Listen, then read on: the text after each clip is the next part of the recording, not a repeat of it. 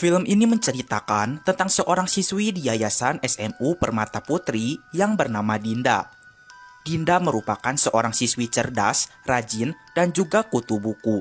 Karena kecerdasannya, ia mendapatkan beasiswa penuh untuk bersekolah di SMU ini. Tetapi kehidupan Dinda di sekolah tidak pernah tenang.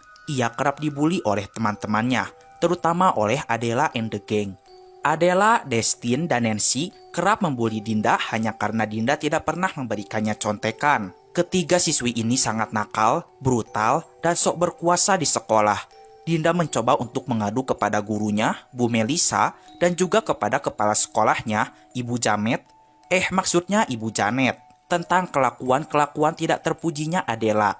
Tapi apalah daya, para guru tidak bisa melakukan apa-apa karena Adela adalah putrinya Pak Widodo, seorang penyumbang dana terbesar di Yayasan SMU Permata Putri.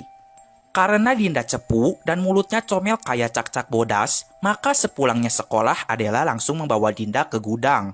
Adela akan memberikan Dinda hukuman, yaitu mengurungnya sendirian di dalam gudang yang gelap.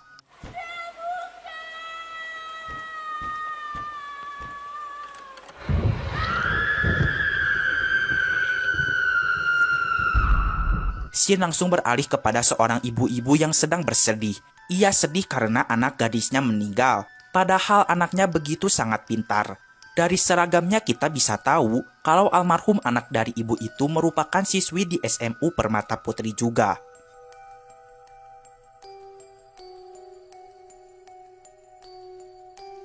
Malam harinya, Adela teleponan sama Desti. Desti tidak menyangka jika tadi Adela akan benar-benar mengurung Dinda di gudang itu.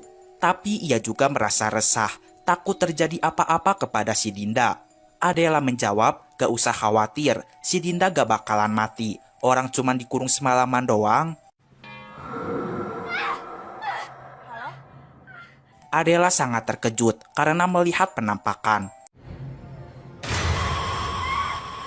Kemudian ia dikejutkan kembali dengan kedatangan kakaknya, Radit, dengan muka pucat seperti tidak makan selama 5 tahun. Keesokan harinya, mereka bertiga segera mengecek Dinda. Tapi ternyata pintu gudang sudah terbuka, padahal jelas-jelas kemarin sudah mereka kunci. Mereka melihat Dinda sedang sarapan di kantin. Dinda segera dijambak. Adel bertanya, siapa yang membantunya keluar dari gudang? Dinda tidak mau menjawab. Tapi mereka mulai menyadari jika Pak Jimun, satpam di sekolah ini yang telah membukakan pintu gudangnya.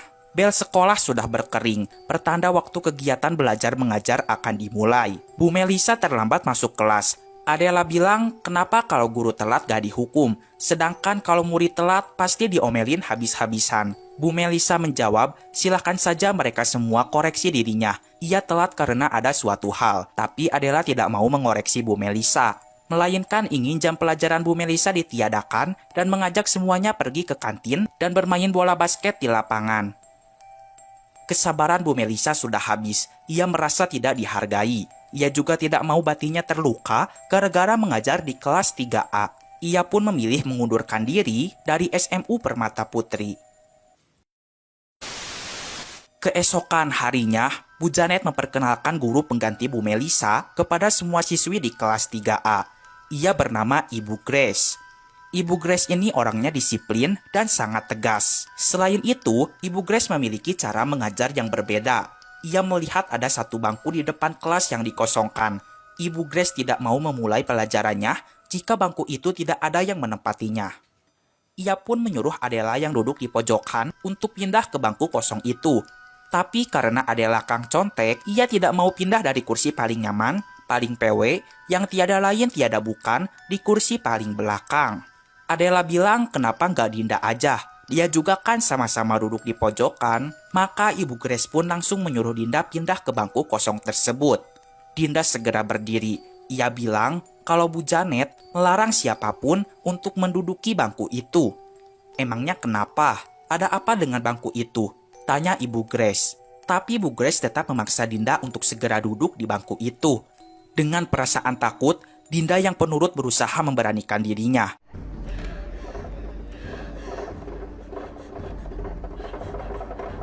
Ia malah bergetar. Bu Grace marah.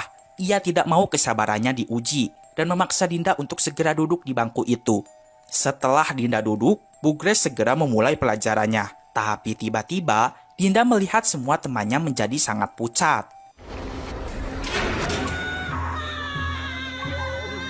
Seketika Dinda kesurupan yang memporak-porandakan seisi kelas. Dinda dan bangku itu langsung melayang ke atas.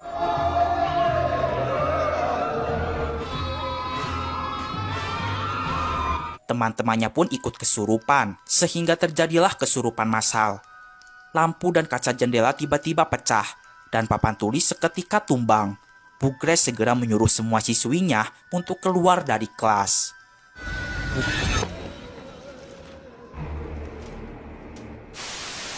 Karena insiden itu, Bu Janet serta para dewan guru menjadi marah kepada Ibu Grace. Bu Janet menjelaskan jika bangku itu tidak boleh diduduki oleh siapapun demi menjaga nama baik dan akreditasi sekolah. Para guru menceritakan jika dulu, 3 tahun yang lalu, ada seorang siswi bernama Audi duduk di bangku kosong itu. Akibatnya ia kesurupan dan itu membuat seisi sekolah menjadi shock berat. Dan yang lebih mengejutkannya, mereka menemukan Audi bunuh diri di dalam rumahnya. Orang tuanya mengatakan jika sebelum meninggal, Audi bertingkah seperti orang yang stres layaknya orang gila. Selain itu, seorang guru di SMU ini yang sedang mengoreksi hasil ulangan para muridnya menemukan 1 lembaran kertas jawaban yang lebih di bangku kosong itu. Dan akhirnya guru itu meninggal karena kecelakaan mobil. Mereka berharap agar Ibu Grace tidak memaksa Dinda untuk duduk di bangku itu lagi. Karena Dinda anak yang berprestasi, mereka tidak mau ada hal buruk yang menimpa pada Dinda. Namun Ibu Grace orangnya rasional, tidak percaya pada tahayul. Bukannya duduk di barisan depan itu lebih bagus ya? Tanya Ibu Grace. Tujuan ia memindahkan murid ke barisan depan adalah agar para murid bisa belajar dengan baik, supaya pada saat ulangan mereka mendapatkan nilai terbaik. Dan ia akan bertanggung jawab penuh jika ada hal yang tadi inginkan terjadi pada Dinda. Malam pun datang. Terlihat Adela sedang mengantarkan makanan untuk kakaknya yang mengurung diri di sebuah gubuk di belakang rumahnya. Ia mengajak kakaknya untuk pulang ke rumah, tapi kakaknya ini terlihat tertekan dan tidak mau pulang. Keesokan harinya, ketika Bu Grace sedang menjelaskan, mereka bertiga malah asyik mengobrol, sehingga Bu Grace pun melemparkan kapur ke kepalanya Adela. Karena Bu Grace tegas, Adela jadi tidak berani melawan. Dinda pun senang karena akhirnya ada orang yang bisa membuat Adela jinak. Tak lama kemudian, Dinda melihat semua temannya mendadak jadi hilang. Ia melihat ada seorang siswi sedang memegang jangka dan menusuk dirinya.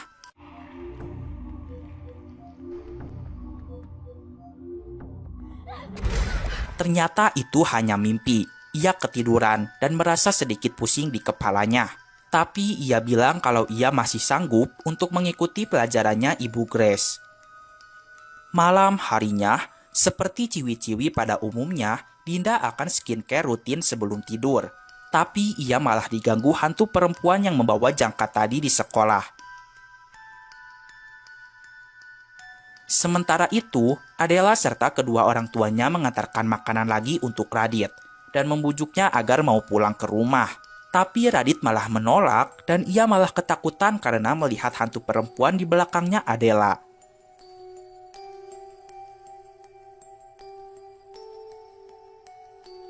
Keesokan paginya, Destin dan Nancy mengatakan jika semenjak Bu Grace datang, Adela tidak sebrutal dan senekat dulu lagi. Dan pada saat jam istirahat, Nancy kebelet pengen BAB. Di sini Nancy mulai diganggu oleh hantu. Pasti dari sebelah deh nih. Woi!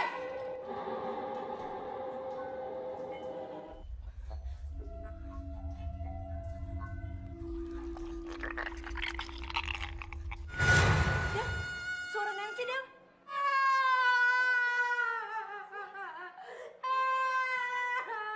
Tidak hanya Nancy, di rumahnya, Adela dan Destin pun diteror hantu juga.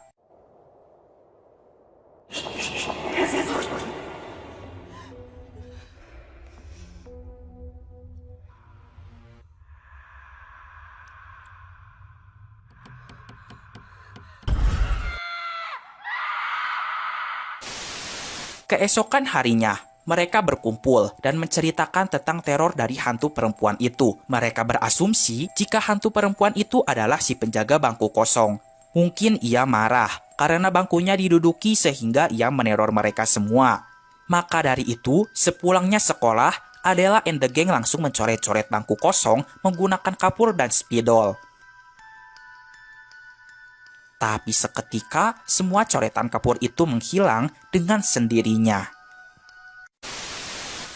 Keesokan paginya, Dinda yang akan menuju kelas melihat siswi perempuan berwajah menyeramkan. Lalu ia mendapatkan penglihatan jika siswi itu adalah penghuni dari bangku kosong. Seketika ia pingsan. Sesadarnya, Dinda meminta kepada Bu Janet untuk menjelaskan apa yang terjadi di balik bangku kosong itu. Karena semenjak ia duduk di bangku itu, ia jadi sering melihat gadis menggunakan seragam yang wajahnya menyeramkan. Bu Janet tidak mau membicarakan hal ini. Pokoknya ia menyuruh Dinda untuk pindah dari bangku kosong itu, dan ia akan berusaha berbicara kepada Ibu Grace. Ketika pelajaran Ibu Grace, yaitu pelajaran matematika, ilmu yang menyenangkan, Dinda langsung ditanya, mengapa ia pindah ke belakang lagi. Dinda menjawab jika ia diminta Bu Janet agar mulai hari ini, ia jangan duduk di bangku kosong itu lagi, karena ia merasakan banyak sekali hal-hal ganjil yang terus mengganggunya. Akhirnya Ibu Grace memiliki ide. Bu Grace menyuruh agar bangku kosong itu dipindahkan ke belakang, lalu bangku Dinda dimajukan ke depan. Setelah Dinda duduk, Ibu Grace segera mulai mengajar. Tiba-tiba, ia dikejutkan dengan sosok hantu penghuni bangku kosong. Ia pun berteriak karena para murid asyik mengobrol. Tapi nyatanya, suasana kelas berjalan kondusif, tidak ada yang mengobrol sama sekali. Ia segera pergi ke toilet untuk menenangkan dirinya. Tapi bukannya tenang, ia malah diganggu hantu bangku kosong lagi. Di rumah, Dinda bertanya kepada ibunya, siapa penghuni rumah ini sebelum rumah ini mereka tempati. Ibunya menjawab, jika dulu rumah ini ditempati oleh Bu Tati, dan kini Bu Tati mengontrakannya kepada mereka. Apakah Bu Tati memiliki anak? Tanya Dinda. Ibunya menjawab, jika ia pernah mendengar bahwa Bu Tati memiliki anak perempuan bernama Mila. Tapi Mila dikabarkan sudah tewas, gantung diri di bawah pohon dekat sekolahnya Dinda. Selain itu, ibunya bilang kalau tadi di pasar ada temannya Dinda yang membeli kue buatannya. Ia lupa siapa namanya. Tapi ia menitipkan sebuah surat kepada Dinda. Surat itu bertuliskan, "Tolong aku." Dan surat ini dibuat oleh Clara. Ia mulai menyadari jika ada dua hantu perempuan di sekolah, yaitu hantu Clara dan hantu Mila. Tapi ia tidak tahu maksud dari kedua hantu itu. Malam harinya, Adela, Destin, dan Nancy diteror kembali oleh hantu bangku kosong. Mungkin hantu bangku kosong marah karena mereka bertiga telah lancang mencoret-coret bangkunya. Maka pada malam itu, mereka bertiga meninggal secara bersamaan di rumahnya masing-masing. Nancy meninggal karena terjatuh dari tangga, lalu Destin meninggal saat sedang di kamar mandi, kemudian Adela meninggal karena tenggelam di kolam renang pribadinya. Keesokan harinya, Bu Janet memberikan kabar duka ini kepada Ibu Grace dan semua siswi di kelas 3A. Ibu Janet semakin marah. Ia tidak mau akreditasi sekolah ini menjadi buruk gara-gara bangku kosong itu. Tetapi Bu Grace tetap bersikeras atas pendiriannya. Bangku kosong itu harus tetap diisi. Ia akan tanggung jawab atas semua yang terjadi di sekolah ini. Sebentar lagi ujian akhir. Ia hanya ingin semua siswi lulus dengan nilai yang memuaskan. Karena jika nilai para murid jelek, bukan Bu Janet yang akan malu, melainkan ia selaku gurunya. Malam harinya, lagi dan lagi, Dinda diteror hantu bangku kosong. Ia melihat di jendela jika hantu itu meminta bantuan. Maka dari itu ia segera pergi ke sekolah untuk menuntaskan semua ini. Ia segera menuju perpustakaan untuk mencari arsip milik Clara dan Mila. Di samping itu, Ibu Grace diganggu kembali oleh hantu, dan soal ulangan buatannya seketika terhapus dengan sendirinya. Ibu Grace segera menuju sekolah dan langsung membakar bangku kosong itu. Sesudahnya mereka berdua pun bertemu satu sama lain. Pagi harinya, berdasarkan alamat yang tercantum di arsip milik Clara, akhirnya mereka berdua berhasil bertemu dengan ibu kandungnya Clara.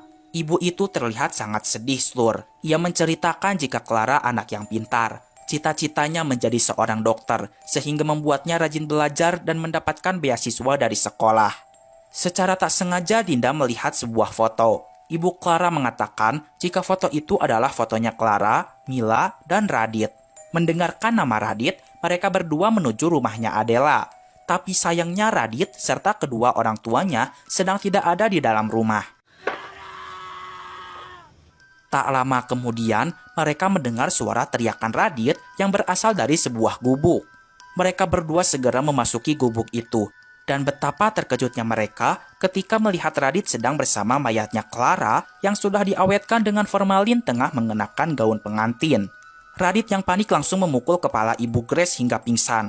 Lalu Radit pun akan menyerang Dinda. Tiba-tiba Radit melihat wajah Dinda mirip seperti Clara. Tapi ia marah karena Dinda tidak memakai baju pengantin. Radit mulai sadar jika Dinda itu bukan Clara dan langsung mencekiknya. Seketika mayat Clara bangun dan memperingati Radit agar tidak menyakiti Dinda. Di sisi lain, ibunya Clara yang bekerja menjadi OB di salah satu rumah sakit melihat ada sosok Clara di hadapannya. Ketika akan mengejar, seketika ia tertabrak oleh ambulan. Keesokan harinya, jasad ibu Clara dan Clara pun dimakamkan secara bersamaan. Ketika di perpustakaan, Dinda menemukan buku harian milik Clara dan juga sebuah jangka. Di kelas ia membaca buku harian tersebut. Buku itu menjelaskan jika Clara dan Mila adalah sahabat baik. Clara sangat senang memiliki teman seperti Mila. Mila orangnya sangat setia kawan dan memiliki solidaritas yang sangat tinggi. Hingga suatu hari, Mila jadian sama Radit, anak dari penyumbang dana terbesar pada Yayasan SMU Permata Putri. Ia sangat senang jika Mila bahagia, tapi secara tak terduga, Radit malah menyatakan perasaannya kepadanya. Ia berusaha menolak Radit secara halus, karena ia tidak mau mengkhianati Mila. Mila akhirnya tahu jika Radit menyukai Clara, tapi Mila malah menyangka jika Clara lah yang ingin merebut Radit dari dirinya.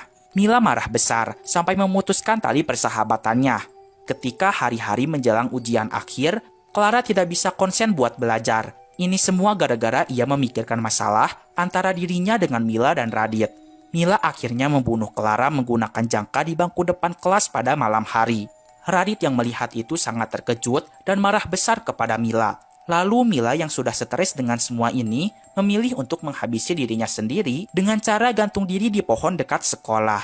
Dinda bermimpi jika ia sendirian di dalam kelas. Kemudian datang hantu Mila sambil membawa jangka yang akan segera membunuh Dinda. Tapi hal itu digagalkan oleh arwah Radit, sehingga semua insiden bangku kosong telah berakhir. Di rumah sakit jiwa, polisi menemukan Radit sudah tewas karena gantung diri. Pantes aja tadi arwah Radit ada di mimpinya Dinda, soalnya Radit udah mati slur. Di sekolah, suasana pun terasa menggembirakan, karena semua siswi SMU Pelita Putri berhasil lulus dengan nilai yang sangat memuaskan. Clara juga ada di dalam daftar kelulusan, karena pada setiap kali ujian, suka ada satu lembar jawaban yang lebih. Dan mungkin hantu Clara suka ikut ujian, yang tentunya di bangku kosong di dekat meja guru itu. Pada malam hari, Pak Jimun yang mempunyai mata batin melihat sosok Adela, Destin, dan Nancy yang masih duduk di bangku belakang kelas dan belum pulang hingga tengah malam. Dan film pun selesai. Nah, itu dia seluruh alur cerita dari film ini. Pesan yang dapat kita ambil adalah jangan gampang salah paham. Apa yang kita lihat belum tentu benar-benar terjadi. Oke lah, segitu dulu aja video kali ini. Mamang pamit dulu. Keep enjoy and see you.